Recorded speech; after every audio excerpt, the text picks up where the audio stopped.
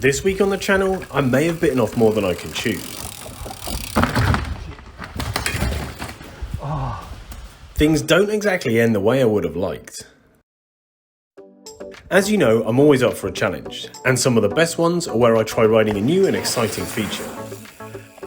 But today's challenge is a little more ambitious than anything I've tried before. In mountain biking, I'll happily give most things a go, and they typically work out fine. But there's one aspect of mountain biking where I have very little experience. And this is wooden features. Most importantly, I'm talking about North Shore and skinny features. So this is a journey to find some of the best and most exciting skinny features in the UK and attempt to ride them. A journey which takes me across borders and over the sea. And you'd better believe that we're slaying monsters on this trip. I would describe myself as a pretty typical intermediate mountain biker. I can happily ride trail centre trails with no problem, I enjoy steep natural off-piste lines, and I dabble to some extent with getting my wheels off the ground. These are all staples of riding that we slowly learn as we go. But here's where I'm not so good, and the reason behind my epic adventure. I feel that there's a huge lack of wooden skinny features in the UK. You can spend hours on YouTube watching videos of Americans and Canadians riding some absolutely epic North Shore skinny features. But watching this right now, you can probably count on one hand the number of UK trails that even have a small skinny, let alone some epic North Shore. So it stands to reason that I've got no idea if I'm any good at riding skinnies or not. So let's find out. My adventure starts at the Canop Cycle Centre in the Forest of Dean, a well-loved trail centre known for its amazing trail quality and variety of features. This is where I rode my first ever wooden features and my first ever skinny. This is a low-level feature with some interesting bumps to spice things up. Having never ridden one before, I just dropped straight in. Not knowing what to expect, I thought I'd just feel my way through it and hopefully not end up in a heap on the floor. And, to my surprise, I cleaned it first go. An amazing result. And from this moment on, I was stoked on riding skinnies. After this triumph, I went off in search of more skinnies to try, and I had some success. I'd be riding along a trail and one would just pop out in front of me. And, like a moth to a flame, I just couldn't help myself. Yeah! New skinnies are always fun to try. Even though most of these were quite short, some were actually a good challenge. And although sketchy, I've got a good success rate.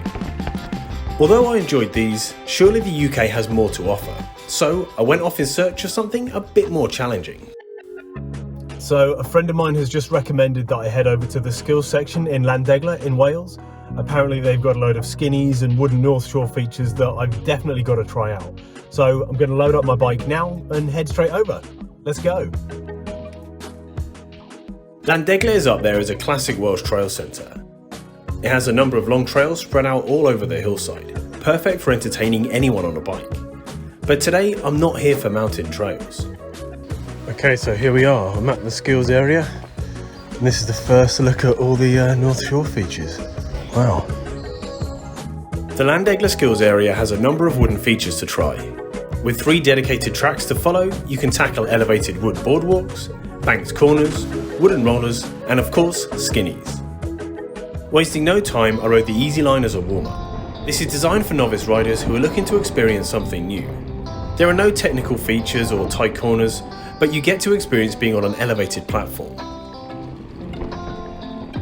The medium difficulty line is longer and has a few more features to play on. It's higher up, has an incline, some rollers, and this cool roller coaster section around the trees. This run requires a step up in skills. You do have to pedal a bit and it requires a lot more bike control. Okay, a couple of different line options. I'm going to go left first of all. I found this line way more interesting than the first. Because it has a few more features, it was just a bit more exciting. Although it may not look too high, a fall from here wouldn't be a pleasant experience. This line was fun, but I'm looking for more of a challenge. With the first and second routes conquered, there was just one left to ride. And there are 2 skinnies standing in my way. These are the main reason I've come here, to push my comfort zone and try something new. But standing in front of them, I'm beginning to doubt myself. There are a lot of sharp edges and hard surfaces around here. I really don't want to risk a fall. So to give you an idea of how wide this is, I can just about fit 2 feet on. But that's not all. This second one, on the other hand,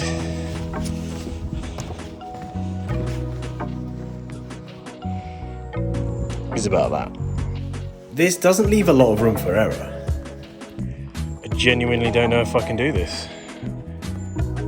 So because I've never attempted anything like this before, I've no idea which way it's going to go. I could nail it first time, I could absolutely land on my face. Let's just hit it and hope. Let's go. Realising that I have a face for radio anyway, I dropped straight in. Gaining as much speed up the hill as I could, I went for it. Ooh, that's actually quite nerve-wracking. Oh yes. I've done it. A clean run with no crashes. I'm absolutely psyched that I made it across this. This was exactly what I was after. A great training ground and the perfect confidence booster. But little did I know, I would need all the confidence I can get for the final challenge. The next part of my journey takes me across the water to the Isle of Wight mountain bike centre. As legend would have it, the bike park here is home to one of the best and most challenging skinny sections in the UK. And it turns out that the legends are true. I've never seen such a crazy, impressive and gnarly looking mountain bike feature. Trust me when I say, this thing looks immense. Oh, this corner looks a bit sketchy. That would be enough to throw me off. Yeah, but then you've got to pick up the speed here. Yeah. I mean, there's no way in hell I'm getting on that. There's no doubt about it. This thing is on another level compared to the Landegla skill zone. As the others rightly decided that this thing was a lost cause, I stayed behind to get a few extra shots. Well, that's all I planned to do anyway. Would you just look at this thing? I mean, there's no way I'm going to be able to ride along here. Even if I got along this bit. Look at this. Sharp corner into this huge great thing here. I don't know if I could even ride that. Now this thing doesn't look like much on camera, but this bit is really, really steep, especially when you've come up that like hump. You're just looking right down the barrel of loads of trees. If I make it this far, I'll be excited. If I feel like I can make the ramp as well, then I'll go for it.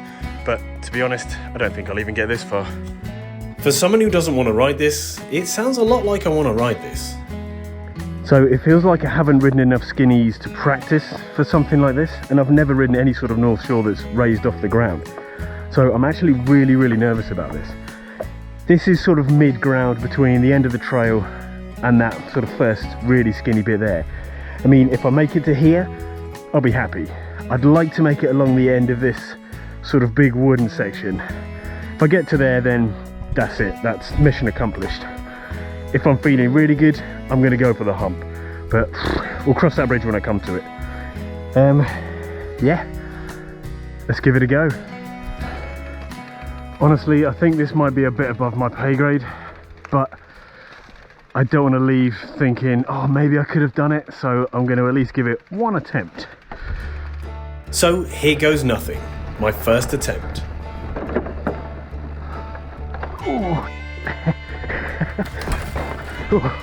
Well, that went about as well as could be expected.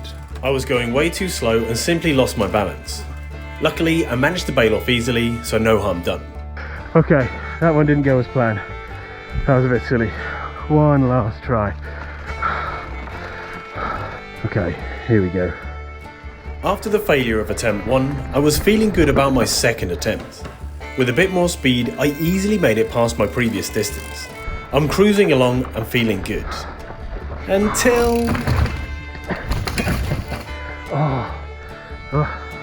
Focusing too much on my front wheel, my back wheel slipped off the corner. I'd been lucky so far. I managed to bail out of 2 failed attempts without injuries. Alone in the woods, it was probably time for me to call it a day.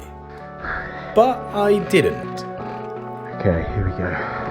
Knowing that this would be my last attempt, I knew I wouldn't get very far, but I wanted to at least make it past my previous distance.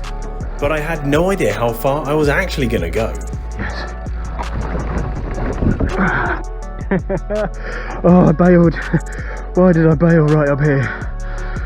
Not expecting to make it this far, I didn't feel like I had enough speed. Being alone in the woods, sat on top of an 8-foot skinny, I bailed. It's a decision that will haunt me for a long time, but it was the right decision to make on the day. So today, honestly, that's as far as I'm going to take it. I think I'm pushing my luck a little bit. I've got further than I thought I'd manage, and this last bit looks really, really steep. And there's lots of trees. One of the best skills you can have in mountain biking is knowing your limits, and I think I've reached mine today. So I hope you enjoyed this little series. Thanks for watching, and I'll see you next time. Now that I'm riding away from it, I kind of wish that I gave it one more attempt, but like I said, knowing when to stop, it'll still be here next time.